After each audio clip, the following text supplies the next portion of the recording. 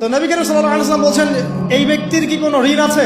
একজন সাহাবী বলেন, হ্যাঁ ইয়া রাসূলুল্লাহ, তো ঋণ আছে। নবীজি বললেন, তোমরা ওর জানাজা পড়ো, আমাকে ডেকো না। তোমরা ওর জানাজা পড়ে নাও, আমি জানাজা পড়তে চাচ্ছি না। আমি এখন কেমন করে আপনাকে বুঝাবো ঋণ কত ভয়ঙ্কর জিনিস। আপনি যে ব্যাংক থেকে 3-4 কোটি টাকার লোন নিয়ে রাখছেন, লাখ লাখ টাকা লোন নিয়ে বসে আছেন, দিব্যি সুখে বসে আছেন, এমন চিন্তায় যে আপনার মৌত হবে না। আর নবী সাল্লাল্লাহু আলাইহি ওয়াসাল্লাম সময়ে একজন মারা যাচ্ছেন, তিনি বলছেন তোমরা জানাজা পড়ে নাও, আমি জানাজা পড়তে চাচ্ছি না। মানে ঋণগ্রস্ত ব্যক্তি জানাজাও তিনি পড়তেন না। তারপরে একজন এসে বললেন, ইয়া রাসূলুল্লাহ, আমি তার ঋণ শোধ করে দিব, তার যা ঋণ আছে আমি শোধ করে দিব। তখন নবী এসে জানাজা পড়লেন সাল্লাল্লাহু আলাইহি ওয়াসাল্লাম। তো আপনার এই কোটি কোটি টাকা ঋণ শোধ করার লোক তো রেডি আছে নাকি? আছে না? সমস্যা নেই, আপনার জানাজা পড়া হবে, আপনার মিলাদও হবে, আপনার একটা বড়সড় দোয়াও হবে ইনশাআল্লাহ। কিন্তু আল্লাহ পাক বলেছেন, শহীদ আল্লাহর পথে যুদ্ধ করে শহীদ হয়েছে, এই ব্যক্তির আত্মাও ঝুলে থাকে যতক্ষণ পর্যন্ত না তার ঋণটা শোধ করা হয়। এবার বলেন আমি কি বুঝাবো? আর কিছু বলতে হবে?